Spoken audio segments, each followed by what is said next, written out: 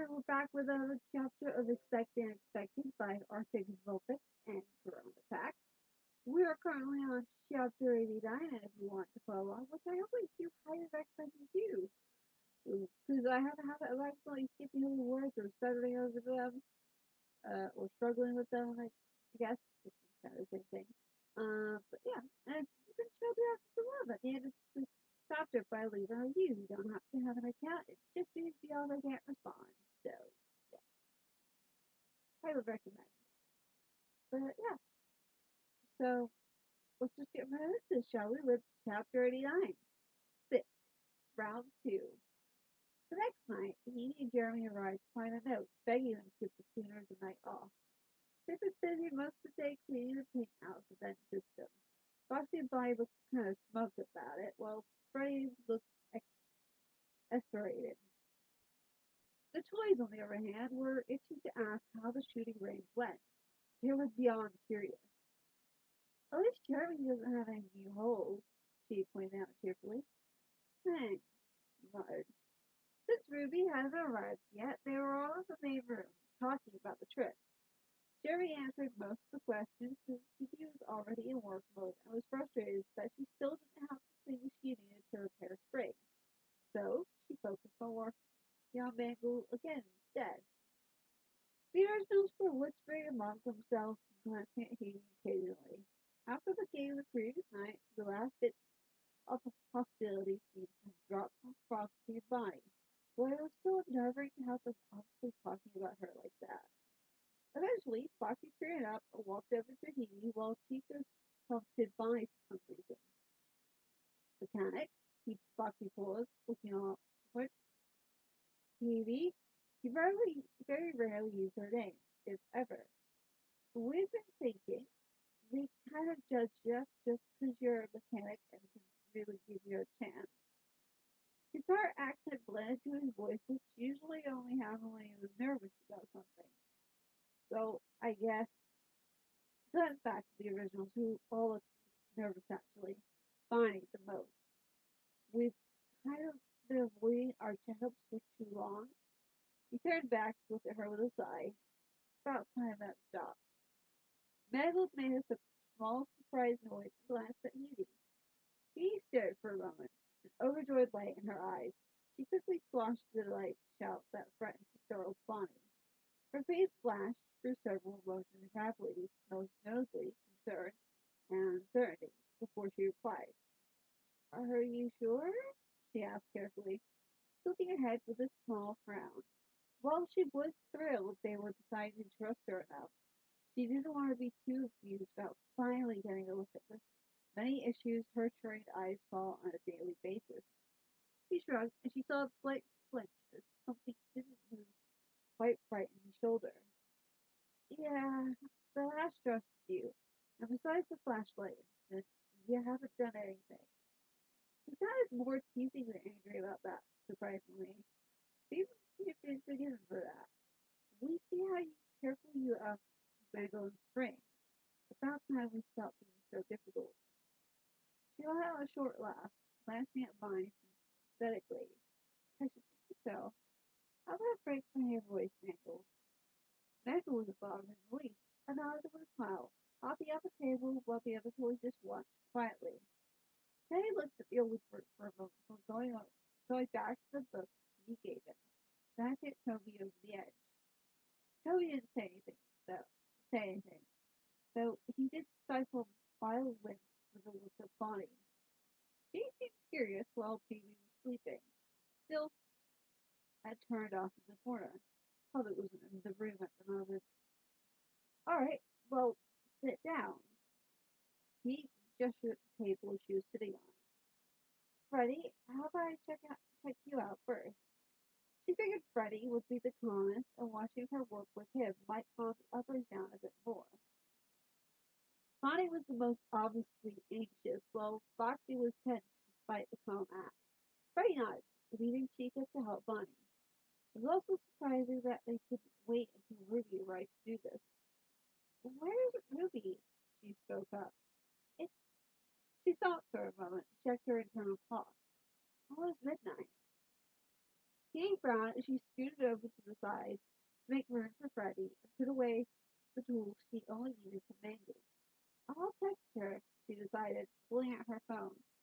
The originals also frowned when they realized that it was so close to the start of shift. She didn't get an answer, but as she started on Freddie with barely a minute to spare, the teen stumbled through the front door with what looked like 5 jackets on. The originals all took one look and grinned. Oh no, Foxy growled, dropping his head in his hands. He looked up confused, both at Ruby and Foxy's reaction. Hey, Ruby, is there a particular reason why you look like a sand bowl of polyester and denim? She asked. The teen had been gone when she left them after the shooting range. Jerry looked up too, lifting the hat he was attempting to take a nap under. Technically, he didn't need to stay awake since he didn't work there. Ruby glared then moved back to his usual fight. Shut up, she muttered, shooting a glare at Foxy's way too. Harry sighed. Ruby, I haven't missed my shift, the teen grumbled, stifling her cough with one hand.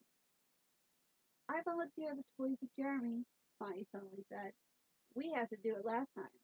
You shut up, Ruby snapped. You and the pink monkey. Monkey? We have a pink fox, not a monkey, he said, even more confused. Most of us been lied to my whole life. I'm pretty sure I'm a fox, Dangle sighed. What am I getting volunteered for, and why? Jerry groaned, running a hand down his face, too tired to argue. Ruby sick, Secret explained. I'm stopping you annoying duck, Ruby protested. Are you always green? She gets really bad and needs someone to watch her, she continued, as though she hadn't been interrupted. And make her take her medicine, Bonnie added, and help with the hallucination. Foxy watched her while she glared at an empty spot on the wall. Hallucination? Jerry sounded alarmed. Well, he just frowned. Ruby had been fine. How did she get so sick suddenly? Was she just that good at hiding when she was at funeral? And it only showed when she was really, really out of it? We deal with sick kids all the time, Toby said, rolling his eyes. Not sure what the big deal was. Sometimes parents went to licensed and brought their sick children to the restaurant, leaving the boss to deal with keeping the kids away from non-sick kids without them knowing, and making sure they drink water and not just soda. That kind of stuff. It was in their programming, even. Yeah, what's the problem? She huffed, annoyed the originals were worried about a little cough. Sure, they busted with Ruby a lot, but this was ridiculous. Uh, Bonnie? Teddy asked. Why are you leaving? You just volunteered, the rabbit stated bluntly. Good luck. Fox was after her in a flash. Let's go do this in the other room, Chica suggested to Hedy. The light's better, Barney nodded easily. Not that bad, Ruby muttered. Hey, who painted Toby purple? Gotta fix that. She had a frightened look in her eyes as she quickly made her own escape, not keen on seeing exactly what the originals were so afraid of. You're in charge tonight, Jeremy, she said quickly, with a mildly sheepish grin. Jeremy watched them leave suspiciously, a very uneasy feeling settling in his gut. Jeremy couldn't be that bad, could she? The girl in question was digging around in her bag while laying on the spot. Eventually, she pulled out a can of spray paint. Let's fix that purple problem, suggested Toby. Then I can show it to the blue turtle. We'll stop complaining about the futility of life. Toby jumped to his feet and backed up, waving his hand. I'm not purple. Ruby frowned. Yes, you are. Not like Bonnie. Bonnie is lavender. Really nice. Purple isn't. And while I don't like you, I'm not totally sleepy purple. So hold still and stop complaining. It's blue paint. The spray paint she had in her hand happened to be a bright neon pink. They were starting to figure out why the originals were so eager to leave with Hedy, and considering her unfocused gaze, they didn't expect her aim to be as good as usual. Most of them were going to end up covered in pink paint at this rate. Maybe it wouldn't be a big a deal with Mangles, but Toby and Teddy already had some issues with customers thinking they were girls occasionally. Jerry cautiously put his hands up an inch closer. Ruby, hold on a minute. Have you taken any medicine yet? No, I'm fine. She got him, actually proud. That was unsettling to say the least.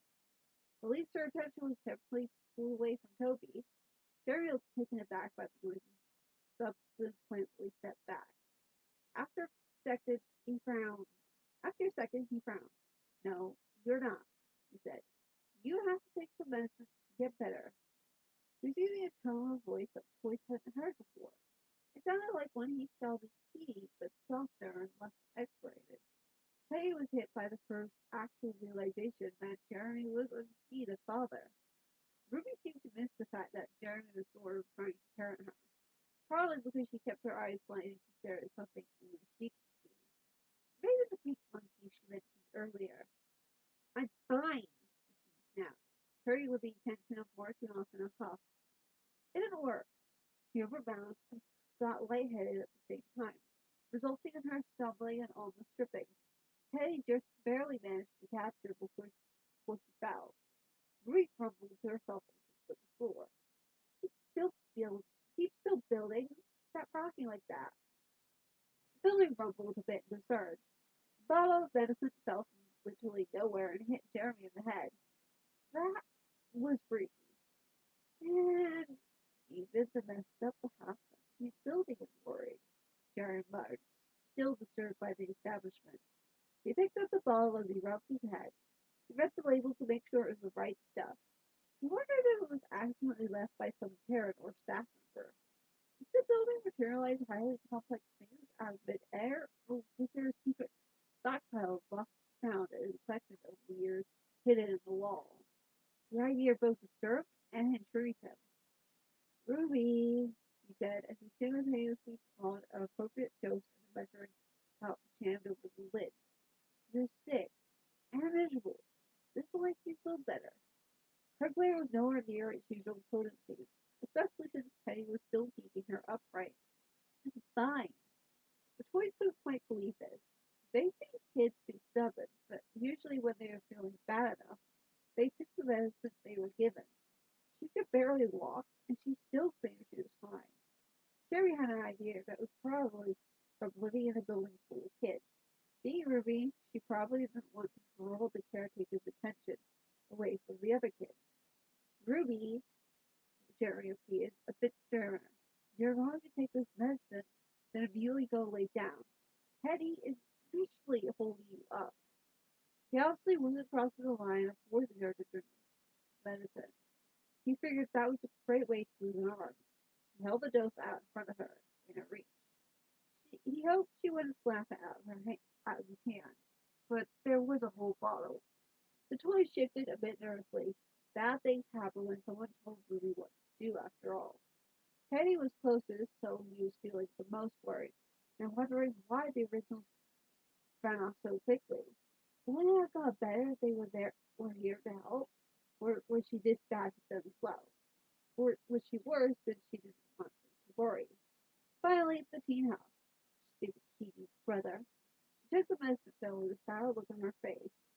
Jerry really hoped these kids weren't like this as teens. He huffed a bit in relief. I do have a hand, you know. Poor Ruby, to the staff room. It's Kiwi's stupid brother, Ruby promptly insisted, and turned to grudgingly go to the staff room with Teddy staying close by in case she lost her balance again. However, she paused. He's so purple, though. I haven't fixed that. She pointed to Toby. That purple, Toby whined, trailing behind him certainly. She was tempted to just go to parts and services and ask the ghost if she could wash more shoes instead of deal with Ruby. But she figured Chico would be mad at her if she ditched the others. Megan followed, more out of curiosity than anything else. She wasn't sure how much Jeremy needed their help. He seemed to be doing fine, and she was a bit curious about watching him work with the originals. At the same time, Ruby's hallucinations reactions were kind of funny to watch. 5 minutes later, they replied following. Ruby just decided that since they wouldn't let her spray paint Toby, she just threw up a can into a bomb, threw it at him, but they weren't looking. Unfortunately, a thick Ruby made the blast a little too strong, and they were all covered in his paint now, except Teddy, who had stepped out to fetch some water after Jeremy asked him to. But she herself was dripping in paint as well. Now everyone's blue. Damn it, I've got to fix everyone else now, she muttered. Lily sighed as she popped into the room and grabbed Ruby's bag before she could take anything from it. First rule of 6, Ruby watching. Take her tools away, she told the pigment. Second rule, don't argue about the hallucination. It just gets her warmed up. Third rule, goodbye. She manages to give them back a bite and appears in the room with the originals and Hedy himself in. They're all covered in paint. She told them as she dumped the bag in the corner. Hedy stared at the bag. Years of paint stains currently covered in dripping hot pink. Wow. Okay. Well, I think they're all used to it by now, she mused as she got her tools out, noticing Freddie fidget at the corner of her eye. I think Terry was hoping not to deal with the kids today. Marcus is sick and Amelia is staying home to take care of him. The originals were torn between a little bit of guilt and a lot of relief. The child would benefit from seeing her act like a kid, Foxy muttered, looking anxious as he shifted from one foot to the other. Bunny was wet, leaning against the wall with tightly crossed arms. She keeps her shields up when they're around, Secret added softly. All her shields got when she's sick. In a weird way, the originals were trying to let the boys get to know real Ruby, even if she was horrible and sick. He seems unsure. Huh, she does treat them like they're pretty young. She treats them like children, Freddie shrugged. All of them except Puppet. She never shows children her darker or more painful side. He gave a bitter smile. She still doesn't show us a little bit. We only found out she's so awful because she's so openly sick. She tries to protect everyone from it. Hurry, he muttered in disappointment, shaking her head. She didn't agree with Ruby's coping methods. Never had. She was always more open with her issues. It helped her control them better. Whether it was being honest or fighting her problems in a journal no one else would see, at least she didn't leave things bouncing around inside her head just to keep others from seeing.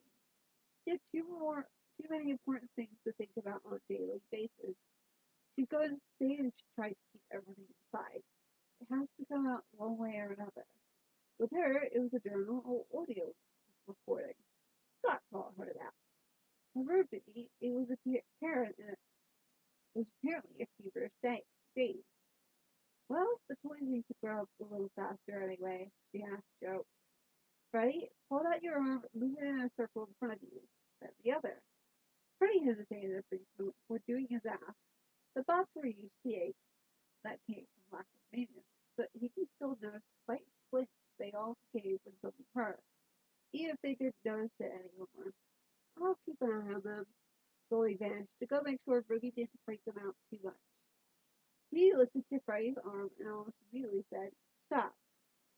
Freddie tensed as she gently grabbed his elbow, making him keep his arm outstretched. Don't move, she ordered as she carefully took her hand away. Freddie didn't dare fidget as she took a long screwdriver. Make sure you tell me if I'm hurting you, okay? He said. The bear nodded but didn't say anything for fear of boring the others with his tone of voice. He carefully inserted the screwdriver in his face between his tooth and around his shoulder. He flinched and she immediately stopped. You okay? Fine. I just wasn't expecting it. He nodded. A few turns later, she removed small rust-covered screws with one hand, while another had two fingers pressed inside the space in Freddie's arm was holding something in place. With her free hand, she fished out new screws from a box of various pieces, and replaced them. She tied them down, wiping the rusty oil off her hand on a rag put on her lap for that purpose. Move your arm again, like before? Freddie did so and froze at the sensation in his right arm, the one he'd messed with. It felt looser, not stiff. He didn't realize how much the left actually hurt until he had the right to compare it to. What did you do? The motors were loose and rusting, he explained. The motor was stuck crooked, and that causes friction between the motor and the gears. Turn outside. Freddie did as instructed, still shocked at the difference. It happened so slowly over the years that he hadn't even realized how bad it was. The others were watching intently, Foxy anxiously pacing back and forth but keeping his eyes on them. She could cuddly see the comments, soothingly rubbing Bonnie's back. The left arm was a bit tougher as Hedy had to stick a small wire brush in and scrub rust off something, but eventually both arms were fixed. You're in a lot better shape than I thought, he said. There is more work I need to work on, but I want a chance to at least give everyone a checkup tonight. Ray nodded, stunned at the difference a few minutes of making made. He knew he would be in the best shape, though. He'd been lucky over the years and had one of the coma ghosts. Venus was the worst during the session, and he'd caused a lot of damage to Foxy over the years. A body had the worst done to him when they were put in storage. Chica just mostly had kitchen accidents. Who wants to go next? He asked, shooing Freddie off the table. Chica stepped forward while Freddie took her spot, calming Bonnie. There's a current toss-up between Bonnie and Foxy over who was most anxious about this. He let the chicken get settled. So, what errand? Chica shrugged. Not really sure. He frowned. Well, you sound a little stiff when you move. You could just need more oil. She held out her hand. Hold out your hands, please. Chica did so, noticing how she was trembling a little bit as she rested her hands on Hedy's. Her hands dwarfed the mechanic, suddenly making her look frail and small. He didn't comment on the slight shaking. Mine would probably be much worse. He studied Chica's hands for a moment. Do you pick up hot things without oven mitts? She asked, sounding a little annoyed. The bot tilted her head in confusion. We don't get hurt by high temperatures, and there aren't any other mitts that fit me anyway. He held the chicken's wrist firmly. Just because he can't feel it, it doesn't mean it doesn't cause damage. She scouted, clearly upset. She lifted Chica's hands a bit. See the discoloration? You burnt your suit. The bots all blinked in surprise, never having really thought of it. They all handled the hot plates occasionally when delivering pizza, but Chica was in the kitchen pretty often. She studied her hand, never really having taken notice of this discoloration. Oh, she didn't quite know what to say. He softened a little, but still looked dismayed. Are you okay with me taking the suit off, so I can see the endo and wires for your hand? Just the hand, not the whole thing. Chica shifted a bit uncomfortably, but not in the end. Bonnie let out a soft, strangled whimper. He was not a fan of suits being ruined. Foxy stopped his pacing to go help Freddie keep him calm. He glanced at him in sympathy. She wished that she really needed to shake Chica's hand. I'm sorry you were scared, Bonnie, she said softly. I know my dad is to blame. She looked away, got to work, carefully detaching the suit's hands from the rest, so she wouldn't have to mess with the whole thing. She kept talking, not sure why, but didn't look up. She felt ashamed, like she needed to explain. I can't even try to defend him. There's no way he didn't understand what he was doing. He said he didn't, but he knew you were alive. There's no way he did it. She trailed off before her voice was crushed. I'm so sorry, she whispered, head ducked, and her eyes turned away as she focused on Chica's hand. Chica's hand. It was so hard to think about her dad. She loved him. She loved him so much, but knowing what he did to the originals, it hurt. He was a good man, she had to remind herself, but she struggled to believe it every time this came up. It hurt having the image of her father further damaged every time she saw how anxious the originals were around her, how frightened Bonnie was. The bad memories were starting to outweigh the good, and it was painful. The bots glanced at each other in comfort before Freddie spoke. We heard them threaten him once, he told her carefully, like he wasn't sure she wanted to hear this. Threatening his kids. It didn't excuse the fact that he took his anger and frustration out on them, but still, this hopefully some comfort to her. He froze just as she removed one hand, staring at the suddenly exposed wires and endoskeleton. Chica's robotic hand twitched in reaction to the disturbing sight, and she stifled a freaked out yelp and looked away. He didn't notice. She stared at Freddie with a far-off look and tried to not react the way she wanted to. For a moment, it seemed like she would just go back and forth without a word. The lights above them flashed. I stood a couple of flashlights in her bag, headlights sticking out.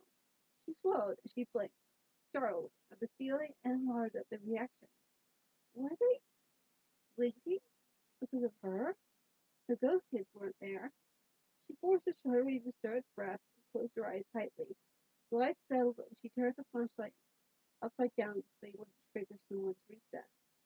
Oh, her voice wavered, not sure what else to say. They stayed silent, letting her process that. Foxy made sure to keep his eyes on the floor since he was the most sensitive to light flashes. The heavy silence was only broken by a couple of yells somewhere in the building. Ruby was probably doing something. The sound pulled Hedy out of her head. Sorry, she murmured, unsure if she was sorry about the lights or her dad. She left the door, a little concerned, but looked back at Hedy's hand, distracted by work again. Okay, well, your hands are screwed up, she answered with a frown at the melted wiring installation. She was lucky she hadn't shorted anything. Thank goodness she never accidentally electrocuted a child either. There was a half-hearted mutter of language as they all listened to her. Is it that bad? Chica asked anxiously. She hadn't taken notice of her hands for a long time. Edie hesitated. She didn't want to scare anyone, but they should know if they were in danger of hurting a child. It would destroy Chica if something happened. So she gently told them about the Schwartz and how kids get shot if something was exposed. It'll be fine, she assured quickly, trying to lessen the panic flashing in their eyes. I just have to rewire. Chico just frankly nodded her head. Early apprehension gone. She could have hurt a child just because she was scared of getting some leeches. Katie could practically see the same thoughts flashing across the others' faces. He'll be fine, he said. I'll make sure to check everyone and anything potentially dangerous tonight. Nothing has happened yet that I know of, so you're fine. You're taking good care of yourself with what you knew. She pulled out a clear divider box full of many spools with multicolored wires and her electrical tools. They still don't look completely reassured.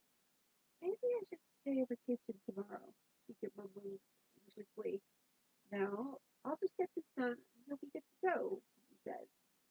Maybe about 2 hours. 2 hours for both hands, she paused, glancing at the bars. Let me get back to you after I check everyone else first, okay? Just in case there are other important things I need to do before you all work tomorrow. Chica nodded, moving her hands carefully so she didn't touch anything with the damaged wires. Surprisingly, fine moves before Foxy could. Looking terrified still, but determined, they were all worried about being a danger to the children now. He listened to his movements and watched how he reacted to decide where to look. Just as she had for Freddie and Chica, the only reason she wasn't checking them from head to toe, like she usually was that she'd already spent the last month watching and analyzing where she thought the most issues were. She already knew where the most pressing problems would be based on how they walked, what jobs they did the most, like Chica in the kitchen, and how they interacted with people. But fine, she knew there was something going on with his eyes, because sometimes he didn't look straight at people when talking to them, and he didn't see things in these professional parallels as well as he should. There was also something wrong with his ears. They twitch randomly and not like they should. She also heard weird clicks when he moved anything. It was very faint, and she knew no one would notice unless they were looking for them. But Nagel made those same noises a lot. Bonnie finished it anxiously, but to his credit, he didn't gulp. Foxy had resumed pacing, but she could still be staring at them. She These protective instincts were probably going haywire.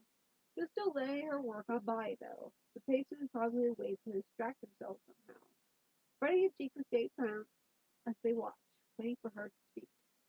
Freddie, hold up some fingers. Sure. Bonnie, how many fingers is Freddie holding up? Bonnie stared, looking very confused. It was quiet for a moment. Two, mumbled Freddie. You're not supposed to help him. He groaned with a little chuckle. Puppet, he said, calling to the box on the other side of the room. Puppet, wake up. What? Puppet snapped, popping his head up with a glare at the mechanic.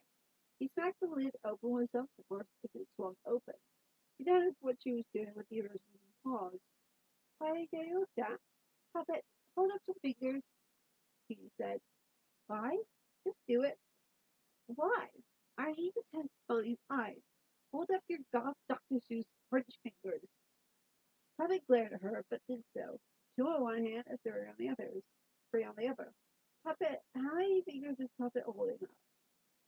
Oh, sorry. Bonnie, how many fingers is Puppet holding up? Bonnie looked confused, but looked anyway. He tilted his head a bit and squinted. Eh? He said with a bit of confidence. I only have 6 fingers, Puppet said sarcastically. Foxy growled at him. He was already worked up enough as it was. It wouldn't take much to make him snap. Not like you're ever close enough to us to notice that. Bonnie muttered, then paused and squished up his face. 6 fingers? That's weird. Freddie coughed to cover his chuckles, and they heard Goldie giggle. She was switching between watching them and watching Herbie, apparently. Well, it works for me, Puppet reported tiredly. Did you really wake me up just for that? He glared at Hedy again. Yes. Puppet grunted before climbing out of his box. He then began dragging it out of the room to find a different place to recharge, where he wouldn't be bothered. They watched, and when he was out of earshot, he finally grinned. Should we warn him about Ruby? Nope, all of them chorused. She'd be mad at us if we did, Foxy said with a grin. The brief moment of amusement helped calm Bonnie down again. Foxy stopped pacing. He snickered. Okay, Bonnie, bend down and look at this flashlight. I need to look at your eyes. Don't worry, it's not bright enough to upset you. Bonnie looked after a moment's hesitation. Then she asked. He instinctively blinched at the light, but that was a reaction they all had. She frowned as she looked into his eyeball, noting a crack in the glass lens and iris, the okay-looking eyelight, and a little camera-like sensor. Okay, tough question, but who the heck put your eyes back together? I mean, they didn't do it very well. No offense to one of you. She doubted they knew how, so it was possible the management hired some random person as a temporary mechanic long ago when they needed the originals working again.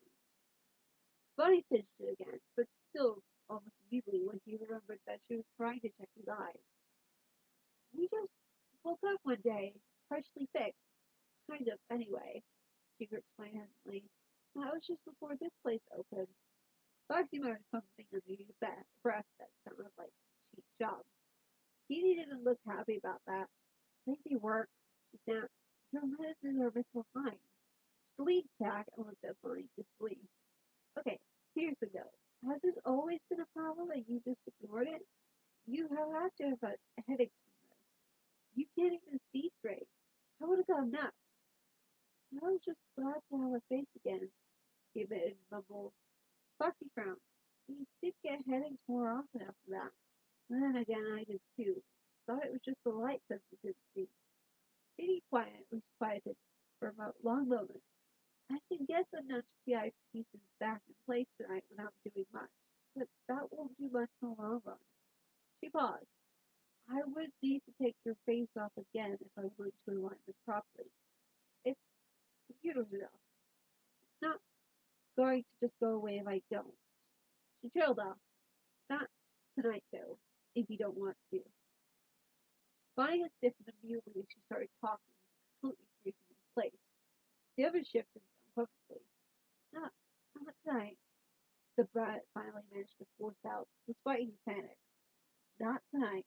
he repeated when it was softly with a nod. She swallowed and put her flashlight away. Okay, lift your arms to the ceiling for me and stretch as far as you can. Stop if something hurts. So I started to figure out you guys wouldn't be able to tell if your endoskeleton was about to fall apart. The box looked away, embarrassed. They were starting to realize how much they ignored over the years. Spy didn't ask, focusing more than he would a few minutes ago and picking up on the pain he hadn't noticed in his back when his arms reached about shoulder height. How did he miss that? Where? He asked when he still my back. He cautiously placed her hand on my spine. I'm going to press different spots. Let me know when I touch it or if I hurt something pressing down. When she pressed down on a spot in his upper back, he flinched. There. He was frowning, trying to remember when it started to hurt there. He matched his frown for a different reason. The long screwdriver was back and the flashlight. Be still. I'm just going to look inside. She carefully looked inside the suit as Bonnie shrugged, disturbed at being unable to see what she was doing. Her frown deepened. There was one shake of concern while Bonnie held still. What's wrong? Foxy asked. Again. He stopped and took a breath. What sort of... She tried again, starting her stopping a sentence when she was in danger of swearing. She looked inside again and explained. How Bonnie, your eyes are... She stopped herself again. They're a mess.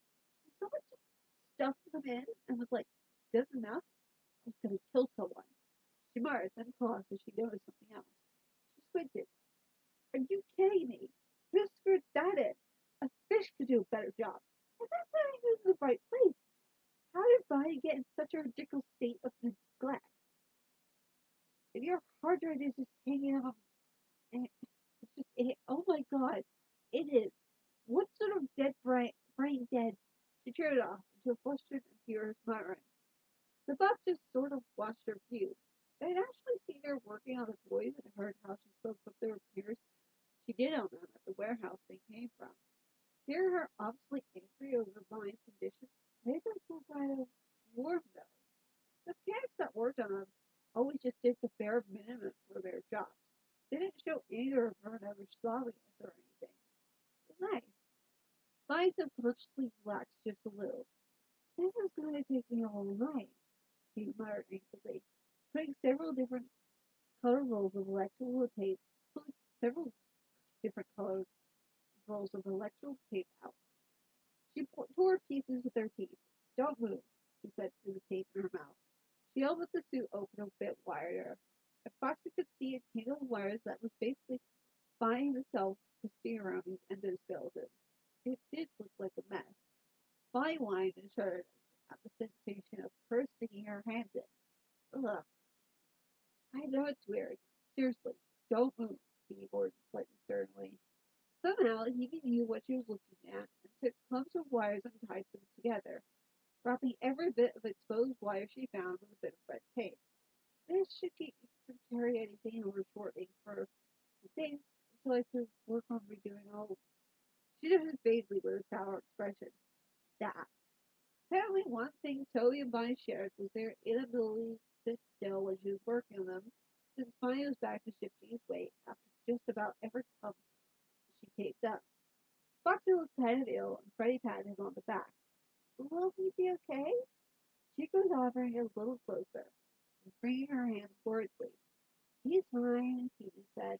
I'm just worried about important fire getting caught on something in the news. Like, if he takes a step and suddenly pulls over, shut off.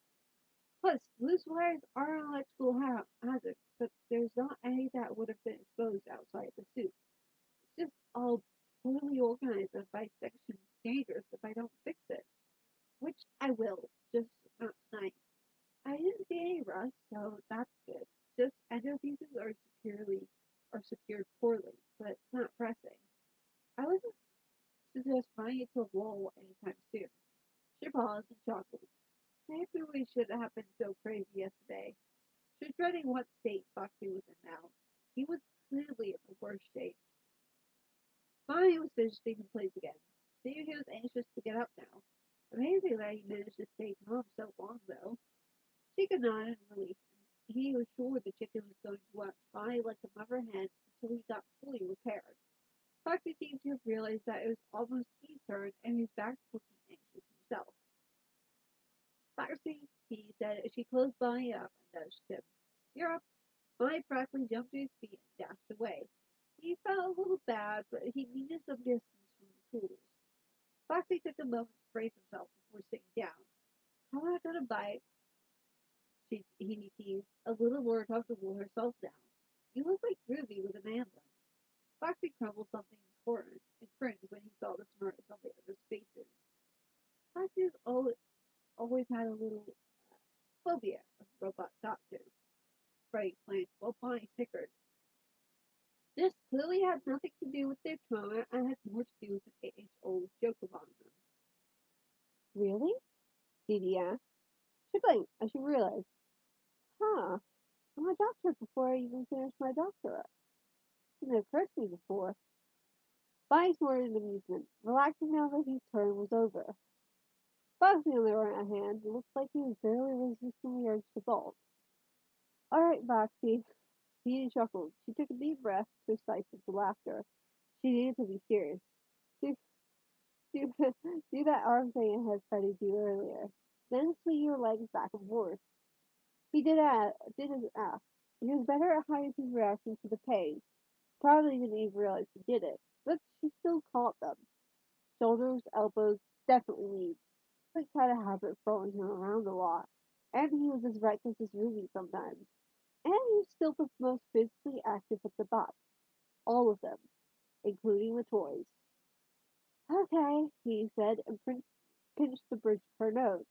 She took a breath and folded her hands. First of all, Foxy, how the heck are you still functioning? Hey! Foxy folded his arms defensively, and she could even hear something wrong with that simple and often used movement. The building, the others chorused. Hey! Foxy repeated. Probably, he agreed, exasperated. Don't step outside or I bet you're going to fall apart like a Jenga tower. She ran a hand down her face and groaned. He looked mildly offended, but not that surprised. How did he keep up with Ruby's antics? They were always sword fighting or up to something similar. Maybe they bonded over pain tolerance. He huffed. At least if your leg falls off and I can't reattach it, you can get a pet leg and keep up with the pirate story, he said sarcastically. Let me see your hand. She gestured at the suit with the pendant. He scowled at the peg leg once, but at least he didn't look about to run off anymore. With a huff, he held out the hand. Without the suit, it was easy to see the rust and worn down gears. There were wires that slipped under the plating on the back of his hand and hid most of these electronics from view, even with the right feet. They needed a replacement, but really weren't doing anything about it at the moment. Without a word and barely any time studying the hand, she took her screwdriver, unscrewed the plating, and straightened out some of the wires, adding a bit of tape and tightening down a few others. She added a few drops of oil and placed his plate. It barely took 5 minutes now that she was warmed up. His wrist should still be sore until she worked further up his arms, but at least his fingers should be more reactive and not as stiff. There was a slight scratching noise from rust every time he'd even twitched a finger before. The sounds were what really bothered her. Joyce knew how something worked or didn't by listening to it. She had excellent hearing, fine-tuned for that stuff, and Foxy was noisy. Foxy was also twitchy from her nerves apparently, forcing his hands to stay still while his ear or foot would twitch while she worked. Even those small movements produced noises they shouldn't. Try that, he said, leaning back. Make a fist or something. Foxy did his best, surprised at the sudden lack of resistance. It didn't take as much effort as it did before. He nodded and went to his elbow, doing similar things. Your suit is a mess, she muttered as she scrubbed rust out from beneath the suit. Yeah. Gee, thanks. He rolled his eyes, but didn't really sound offended or surprised. The mechanics in the past didn't really like Foxy all that much, Freddie admitted. It's the teeth. That doesn't excuse these holes, he said. Or the fact you're missing suit limbs. You don't even have a spare suit in the back. Everyone else does, so it doesn't seem like you use them. Foxy shrugged but didn't answer. Too much effort to switch suits when there's nothing particularly wrong with the current one, Shaker explained. Getting used to the new one is weird too. And Felix is a jerk, Spy muttered. He did that. He twitched the mention. Yeah, Felix was always a bit of a jerk. Even before he died and went insane. He broke mine and said he's toys occasionally. He asked him if he had a temper. She wondered exactly how Felix could have gotten rid of Foxy's scares. She glanced at Chica. You might need new one if your hands get any more burned. And I can't really fix suits. She had a thoughtful look. Maybe I can ask Amelia how to re-dye them, she muttered to herself. As long as she doesn't upset Ruby, Foxy and Bonnie said simultaneously, making Freddie and Chica smart. Overprotective big brothers. He stopped. Amelia means well. Ruby's just being difficult. The box exchanged one of those annoying looks that contained an entire conversation. You know Ruby hasn't been adopted, right? Freddie said carefully. It's not that no one wants to adopt her. A lot actually do. She continued for him. She doesn't want to be, Bonnie explained. She does everything she can to chase off possible parents. And parent behavior is a bit of a sore spot for her. Foxy finished. It reminds her of people of her parents and how they used to act. They were good people. It wasn't often that the bots, the originals, spoke well of adults. They were more usual compared to toys, outright distrust. When anyone acts parental, she probably feels that it's frightening those memories. Foxy suddenly stood up and gestured to Hedy to follow him. The originals were close behind. He led them into Pirate's Cove and over to the back wall. Photos littered the surface, similar to how puppets put up the kids' drawings. Whenever there's a birthday party in here, there's an option to hire a photographer. He usually puts up a picture. He pointed to a photo closer to the left. That's the last kid's birthday. The photo showed a little black-haired girl with familiar green eyes in the aftermath of a food fight. She had cake smeared on her cheek, but was smiling at Foxy brightly, who just looked amused. And as for us, braided couple stood on her other side, the woman trying to see the child's face. She really did look like she could be an adult Ruby. Same facial structure, her eyes, and hair. Her expression was too soft, though, too gentle to match the hellion of a teen they knew. The mischievous sparkle in the man's eyes as he was clearly trying to stifle chuckles was very familiar, though. The manager was terrified of her dad. Foxy chuckled to himself. He liked to show up in his uniform and question everyone about their image just to freak them out. I don't think the last even remembered him doing that. Her mom was scarier, Bonnie muttered. With this ice cold smile that she used on the manager whenever she saw him, and she asked if they had made any progress on the missing child case, or if he found any basic human decency yet. They enjoyed tormenting the staff. Even Freddie was smiling at the memory. He was very quiet as she rolled up to a roll beside Foxy. She stared at little Ruby, a small smile touching her face before her eyes lifted to the parent. She had an unreadable expression for a moment. She even thought was showing her this to explain Ruby's reaction to Amelia, and she understood that. She didn't want to make this about her, but they unintentionally were telling her something else, something that made her want to cry. I get it, he said softly, trying to keep her voice under control, and to focus on Ruby like they were intending. Amelia just accidentally. Her voice cracked as she looked at Ruby's dad again and she flinched, looking away to stare at the floor in embarrassment. The boss nodded, though. She's seen a hurt kid and wants to help, Foxy said. Ruby just doesn't react well to it. It's not going to change suddenly, Freddie told her gently. From what we understand, it took literally years for her guardians to get through to her. She's Ruby, though. She'll fight anyone who tries to be parental tooth and nail. We're kind of surprised she accepted your big sister role so well, Secret met with a small snort. Bonnie's smirk was a lot more mischievous. Sometimes she'll never admit. She always complained about not having an older sibling when she was younger. He let out a short laugh, but it was pain. She looked back at the pictures. I understand. Sorry. I'm just surprised. You kind of accidentally dumped something else on me, she admitted. I, she swallowed. I didn't realize anyone still cared about what happened, especially strangers. I kind of grew up thinking everyone forgot or didn't care. She rubbed her palm against her eye to wipe away tears. Ugh. She chuckled embarrassedly. I regret not meeting your parents. It would have saved me a lot of pain. They looked in surprise before understanding dawned on their faces. There were some, like Susie's parents. They never let it go. Foxy looked back at the photo, no matter how much the management wished they would. We found a couple of private detectives snooping around even, Vi admitted, hired by people who weren't satisfied with the outcome. There were a lot more people who cared than you think, Freddie told her softly. He nodded, sniffling as she strangely wiped her tears away. I thought I was alone, except for Jeremy. And his dad wanted to help me. Scott tried, but I know now how much it pained him to. So working here with you and the ghost, I think he knew what happened and he just couldn't tell me. The Bobs were quiet as they waited for her to compose herself again. They hadn't thought to tell her before because it had become such a normal part of their lives. Yeah, okay, I'm good, she lied. Thanks for explaining Ruby's ridiculous more. I figured it was something like that. They didn't look convinced that she was fine, but they started heading back to the room they were using. Things had quiet down in the building, so they were wondering if Ruby had maybe fallen asleep. The toys wished the king would sleep.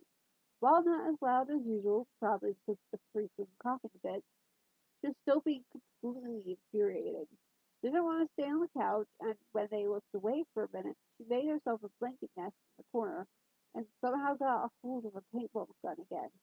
She spent the last half an hour sniping them and her hallucinations. Suffice to say that his room was covered in paint splotches. Maybe we should run out soon, Toby said, and yelped as he ducked for another shot. Want to bet? Nagel snarked, with a messily school whiteboard that had doubled as a small paint shield.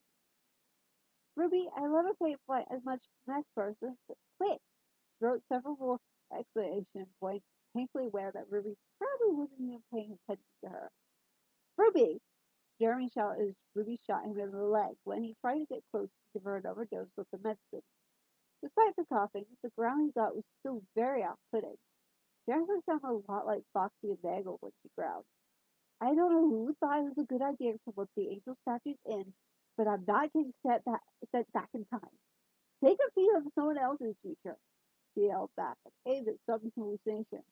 Unfortunately, Toby and Teddy were directly behind those deep hallucinations and got hit into the wall.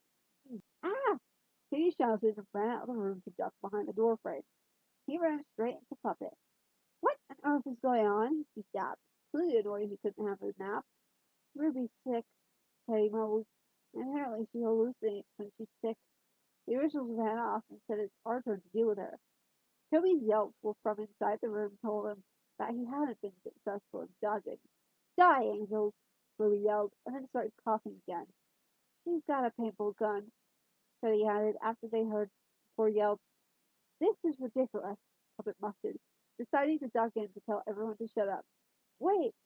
Elsewhere in the building, he looked up at the sound of Puppet letting out a scream and chuckled along with the originals. The toys weren't sure where Ruby got the energy to actually tackle Puppet while trying to spray paint his face, but they did know they didn't want to get in the middle of that. Goldie appeared after a few minutes and gave them all a scowling look. She's supposed to be resting. How is this our fault? Teddy retorted. Get her off me. Goldie rolled her eyes before abruptly daring words. Before they could blink, she pulled the paint off the partially green puppet and tossed the spray paint and paintball gun at Jeremy. Hide those properly, she told him, and teleported Ruby onto the couch. A few seconds later, she wrapped the team up like a burrito. Ruby didn't look impressed, but her wriggling didn't do much to get her free. Goldie, she whined. Like with any kid, you have to be firm, Goldie told them in the same scowling tone. Using for the bear with teleporting abilities to say. Jerry rubbed his face. Amelia's past words about him being a pushover with their kids come to mind. If he could barely get Mercedes to eat her vegetables, how was he going to get a challenge Ruby to take any medicine? Goldie's gaze flickered to Jeremy before resting on the toys again. Be fair with her, she repeated before vanishing again, leaving with a pouncing teen who wasn't happy to be wrapped in a blanket burrito. A vague memory flitted across Jeremy's mind of Sergeant Stone complaining about his sick daughter.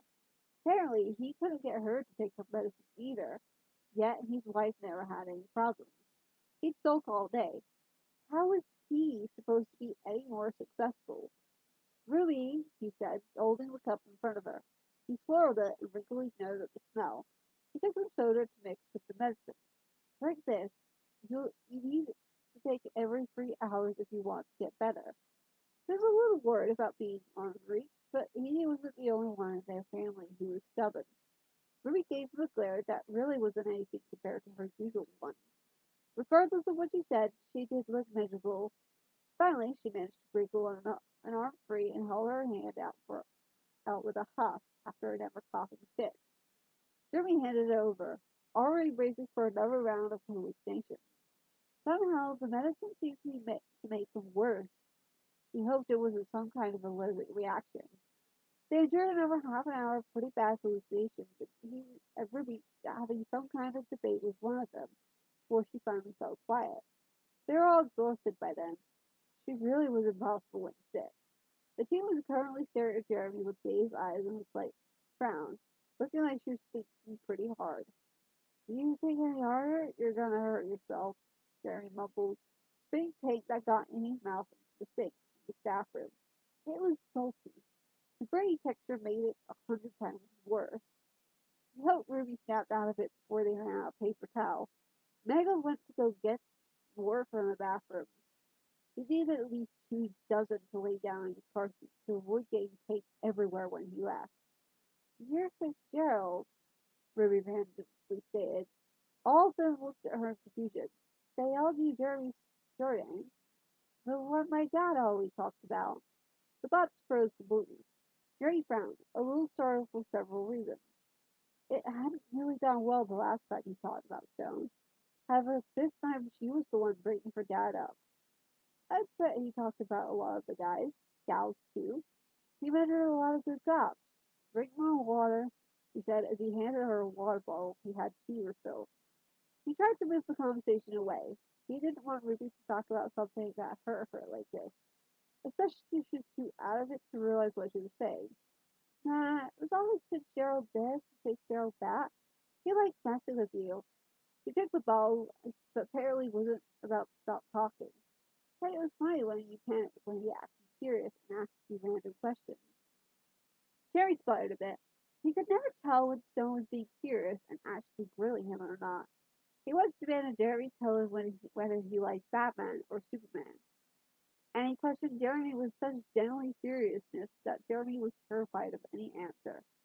He said Batman, and Stone called him out for supporting the vigilantes.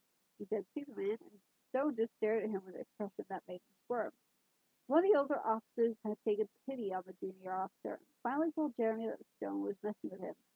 I wasn't that panicky, Jeremy defended. The teen smirked and pointed accusingly at him. He had the essay you wrote on whether chocolate or vanilla was better framed. If you actually did research on it. Toby stickered at that image. And said that you'd try and frankly Google the answers if you looked away for a moment. Jerry was red in the face now. He framed that? I was young and easily frightened, Jeremy defended. The toys suddenly turned to stare at him. Meg laughed and sighed. Teddy chuckled and translated what he knew. Just last month, you read red lights when you found out he was working with us. Then you passed out when you saw us, Toby added. Some top you are. Jerry huffed and muttered under his breath. You've got a weird job for being so jumpy, she pointed out. All right, I get it, Jeremy groaned. Dad always said that jumping nerves keeps cops alive. If you're too stupid to get scared, you're dead, Ruby mumbled, gaze starting to slide around the room again. That was almost exactly what Sergeant Stone had said when yelling at new recruits trying to prove themselves. That's how Dad avoided so many of my pranks. He was dead scared of entering the house after work. He'd stand there for 10 minutes psyching himself up. I believe it, Jerry muttered, still embarrassed to learn Ruby did actually know him. even if it wasn't in a direct way. Ruby hummed. I miss him. Silence settled the room again as they watched the suddenly sad-looking night guard. Jerry was quiet for a minute. So do I, he eventually said. I'm sorry I wasn't there. I'm not, Ruby answered bluntly. I was a nasty brat for a while afterwards. You would have hated me. Maybe. Maybe not, Jeremy said, crossing his arms and looking out the door. Besides, you were definitely worse than he could ever be. No doubt about that. I bet one guy was so hard he almost lost a finger, Ruby randomly added. She looked on the verge of falling asleep. Not better, though. Alex and Clint were just happy I stopped cutting. That was the last thing she said before finally slipping into dreamland. Jeremy looked at her eyes drifting to her covered arms. Jeremy? Toby asked. Jeremy jumped. It had gotten so quiet. He almost forgot the toys were sitting there in the same room as him. He looked at the blue rabbit, but Toby didn't continue his question. What, Toby? Jeremy asked, realizing he hadn't said the toys' names that often. What was Ruby cutting? Toby asked. Jerry blinked, seeing that the other toys were just as confused. Of all the things they knew, it threw him that they didn't understand that. He sat back, trying to think about how to explain. His eyes drifted to Mangle and something that he had told him a while ago. Mangle, you didn't mention that you used to chew your wires and bite yourself when you were in pieces. Mangle looked shocked and ducked her head, but nodded. It was distracting, she said quietly for Mangle. She blinked guiltily. He got her to stop. What's that got to do with Ruby, though? Teddy asked in confusion. Jeremy looked at the drug knocked out Ruby. Some people hurt themselves like that. They'll cut their skin, usually the arms, with knives and blades, or burn themselves. Sometimes to distract themselves from other pain, or to make themselves feel something if they can't, or they're too overwhelmed to know what to feel. So they hurt themselves.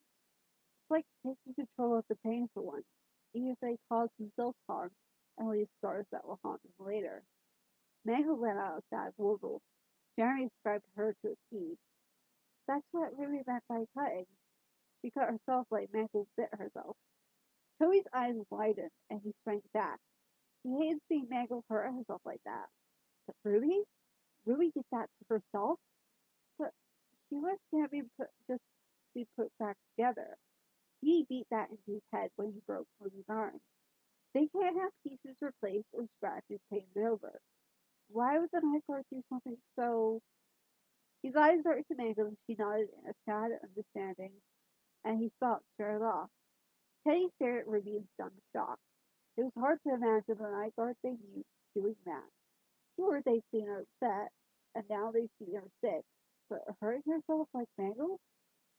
The team burned deeper into the blankets around her, looking relaxed and peaceful for the first time that night. I don't feel great, she blurred. Jerry was worried that he had to deal with sick robots now. I don't like the idea of her hurting herself, she admitted.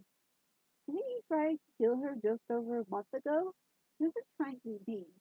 He just still didn't understand how they thought. She didn't answer. She didn't really have an explanation herself. Did we ever apologize for hunting you? Teddy asked. Toby muttered something and he refreshed, but didn't argue. No one has verbally. It says Jerry. I think that's meant to be Jeremy. Jeremy said, but shrugged. But I get it. I know it's meant. I still want to kill you, Toby said comfortably, reminding them he had stayed behind despite his better judgment. I'll keep that in mind, Jeremy said tiredly. Hypothetically, where's your music box? Toby chuckled dryly. However, I just hate adults and guards. But of course we can't get away going after the day guards. I have a personal reason for not liking you, because you weren't paying attention. However, you're Hedy's brother, so I'll give a pass. Did you just admit? Did you actually just admit you care for Hedy? Teddy asked. No, she was one of the children. I have some responsibility. The toys rolled their eyes. He just couldn't admit to caring about someone who wasn't a child. How do you feel about it? Teddy bitterly asked, looking at Puppet. About Ruby doing that. As far as they could see, there hadn't really been any improvements. in their relationship between Ruby and Puppet. They seemed as hostile towards each other as ever, but she'd taken down Springtrap. Can't that count for something? Tay thought so. He knew Toby's issue with Ruby stemmed more from not being able to win against her than any actual hate gal, even if he hadn't figured it out himself. She too, but he didn't know how Puppet felt. Puppet seemed to think for a minute. It's incredibly irrational to hurt oneself without any gain. There's enough in the world that do it for her, including me. Terrible. Is that what you want me to say? It's a damage to a human body. I see no possible comfort she could pull from such actions. He lied. He understood Mango's Ruby a bit too well. It seemed Jeremy did too with that lengthy, knowledgeable explanation. It's not comfort, Mango sighed. It's taking control, or trying to. She's always in control, she mumbled in confusion. I don't really understand. Now she is, Teddy murmured. But what about when she was younger? They were starting to realize there was a lot they had yet to discover about the night guards. Some of those check on Hedy and the others, Jeremy said, but no one in particular as he sat down. No one grew offended by the order, too busy thinking as Teddy left. Teddy still thought about what Jeremy had explained when he walked into the main room. He decided not to ask the originals about it, not until he and the other boys had some time to sort themselves out. He heard a sigh and looked up at Hedy. All right, what happened? He asked. Teddy shrugged slightly, frowning as he decided what he would tell them. Ruby fell asleep. She was talking about her dad and how he apparently talked about Jerry all the time. They looked a bit surprised when Teddy told the story about Jeremy's interrogation and the framed essay on chocolate and vanilla. Freddie actually chuckled. Chocolate, of course, she said with a glint in her eye. She gets very open when she's sick, Freddie sighed. She usually doesn't remember what she does or say when she recovers either. At least she's asleep. Doctor was relieved to hear that. Sleep will help. Teddy nodded, still weirded out. He glanced up at the sound of Toby yelling, only worried he'd woken up Ruby. Toby's shouting was abruptly cut off, likely by Jeremy and Goldie. Goldie went to see what happened. She was in a giggling fit when he came back a second later. What? Foxy asked her, curious. The others all looked equally curious except Teddy, who was a bit apprehensive. She's cuddling with Toby, Goldie snickered. He looked terrified. Teddy blinked. Then a small smile snuck its way on his face. His eyes lit up. Picture! Quick! Go take a picture! She said, frantically holding her phone out. Goldie grabbed the phone and vanished again while the original one cracked up.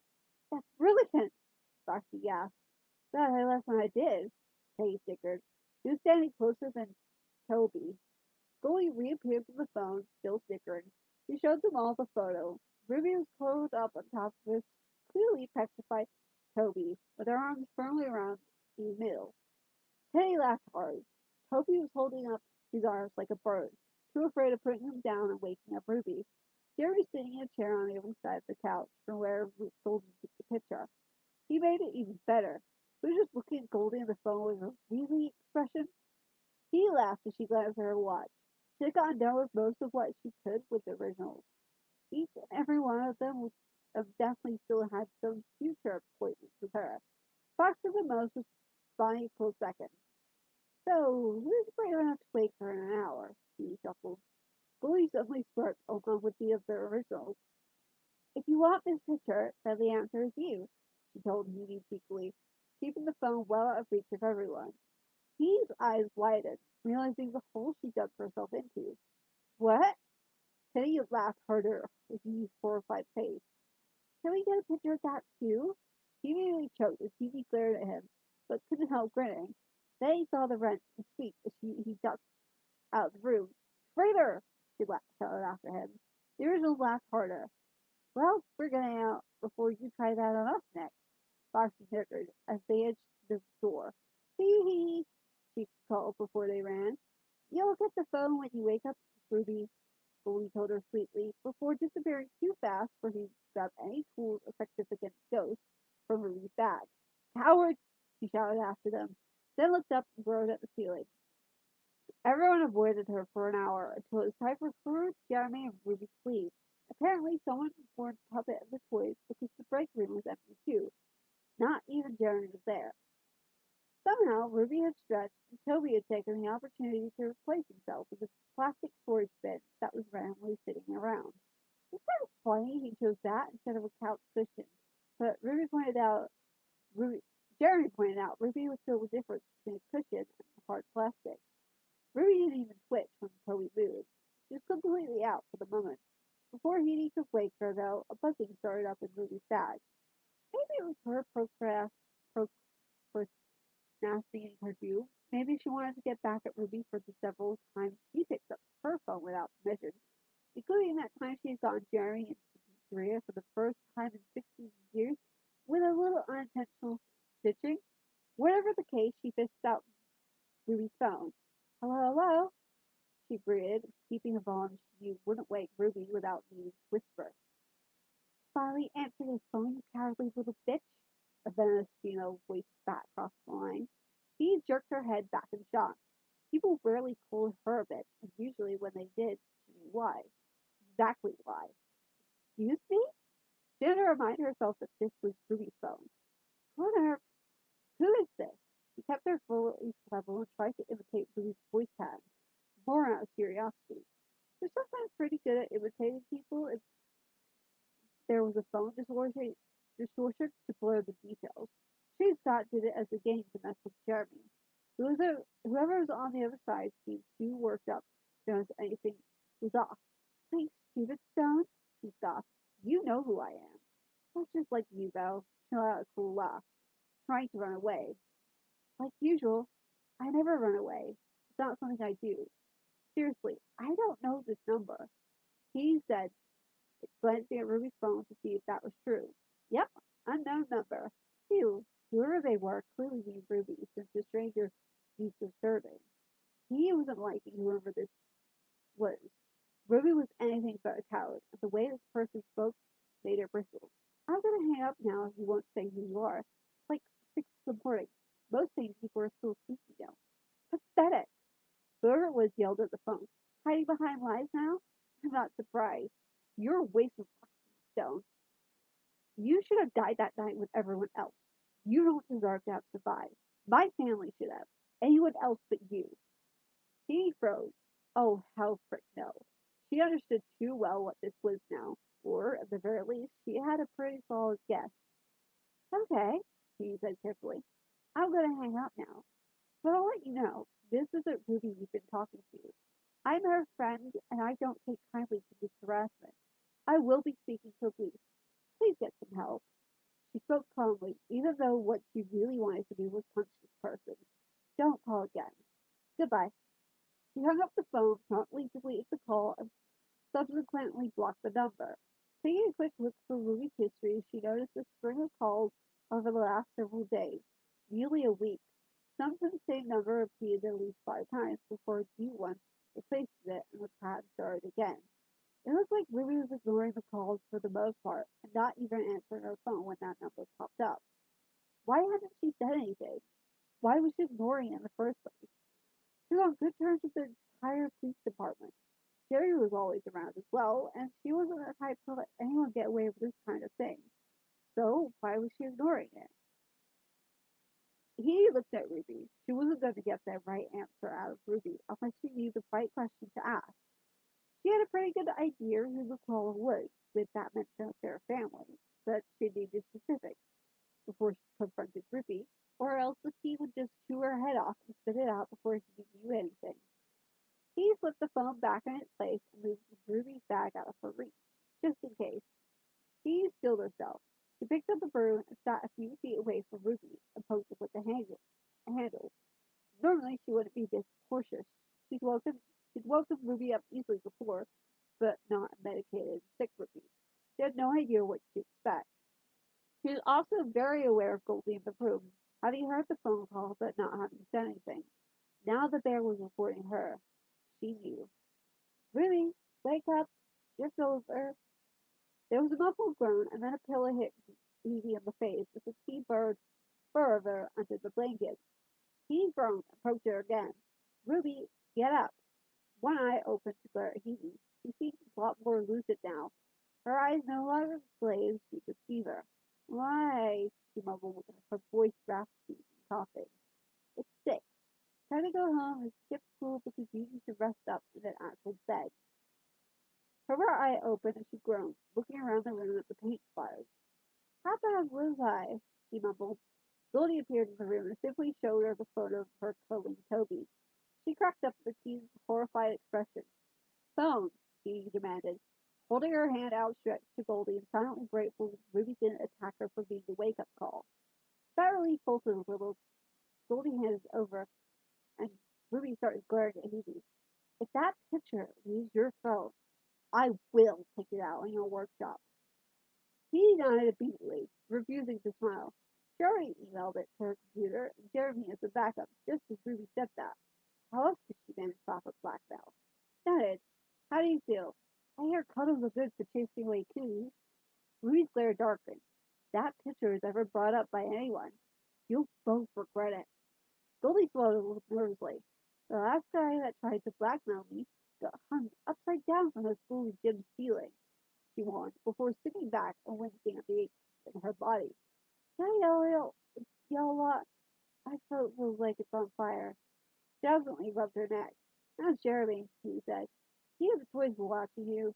The originals and I were too busy, so they dumped you on them. Rory's face twisted to a mix of amusement and annoyance. What did they do to deserve that? She wondered, glancing up at Goldie, who just smiled endlessly. Did I say anything stupid again? You might think so, Jeremy said, peering the doorway and leaning against the frame with cautious expression. You talked about your parents a bit, he said honestly. You mentioned your dad talking about how he tortured me at work. Plus a few other things you probably didn't mean to. Ruby's eyes went carefully blank. Oh, her eyes showed her annoyance and frustration, though. Jerry looked at her for a moment before glancing at Hedy. Good news, though, he said to distract Ruby. The originals finally let me look at them. Her expression brightened as she turned to Hedy. How'd it go? She wasn't usually this easy to distract, so she was definitely still not completely recovered. I think you're going to want to hunt down whatever idiots they hired after my dad left, he said. Body looks like a spaghetti. I think Foxy could smoke you in a rice now, though, after I finish with the cheese. I say this with the utmost kindness. Foxy's a worse patient than Toby ever was. Ruby tilted her head. I'm not sure I should be offended on Foxy's behalf. Goldie cut in. No, she's right. Foxy's a terrible patient. He always has been. Ruby nodded after a moment. Am I getting a list of people to hunt down? She asked Phoebe sweetly. Yeah, I wish. I don't know who they were. She held up a notebook. No one kept a good record of repairs. The last entry the record is from when the originals were pulled out of storage. No one signed it. I'll find out who they are. Ruby bowed with a dangerous glint in her eyes. The company keeps really good records of who works for them. It places only they can find, of course. He shook her head. Any other comments about the blind getting? Also, she didn't realize she was messing up her hands, holding pots and pans. Freddie is just, she shrugged. He's pretty okay, just worn down. She shot a look at Goldie. You, however, no frickin' clue. Goldie started to blow at the comment. Oh, no, they took all the mechanical parts out. They were trying to just turn me to a suit. She ignored Ruby's horrified expression. Too difficult without the supports, though. So I went in storage instead. I just woke up different. It took a while to get used to this, but I did. So he swallowed as the horrible idea came to mind. They basically killed you, and you ended up haunting what was left of yourself, she said, too blunt for her own taste. She was a little ill at the idea of haunting what was essentially one big corpse. Maybe she was overthinking it. Goldie didn't look too bothered. I guess. Although I'm pretty sure my hard drive was left in. I think the building shocked them or distracted them every time they thought about removing that from anyone. So my skeleton was taken out, but my brain was left in. Ruby was looking a bit disturbed by the turn in the conversation. You still should be able to work without another skeleton, she pointed out, suddenly very worried for Goldie. I mean, a hard drive has to connect to something. Is it just fooling around in there? I don't know, she shrugged. Never checked. And I wasn't going to hang around parts and services for anyone else to check. I stayed in my post at the moment I figured out I could. He and Ruby shared a look. One, that post a bit is weird too. She mumbled, shaking her head. Two, remind me to give you a checkup later too. Goldie didn't look too keen on that. Or else I'm coming after you with soul. Maybe deadpan. The bear sighed. Fine. And oh my god, we're finally done. That was over an hour of reading. I think this is gonna be like the longest fanfiction chapter we've done. Like, oh my god, that was such a long chapter. When it said like long chapter at the beginning, I was like, it's probably gonna be 30 minutes ish or so. But oh my god, that was so long. An hour. But yeah, I hope you enjoyed. Thank you for sitting through this hour long video of like, oh my god. But yeah, hope you enjoyed. Go show the Alpha some love, as I said like at the beginning. Link is in the description below. Yeah. I'm just so amazed at how long this took, so I'll try to be quick. But yeah, go show Doc some love. I don't want any comments. Leave a like on the video too. Before you can go check on the show the offers love, be sure to subscribe. Upload videos Friday and Saturday. And I'll see you guys tomorrow with a hopefully shorter video of the next chapter of Meaning of the Vine. Anyway, bye!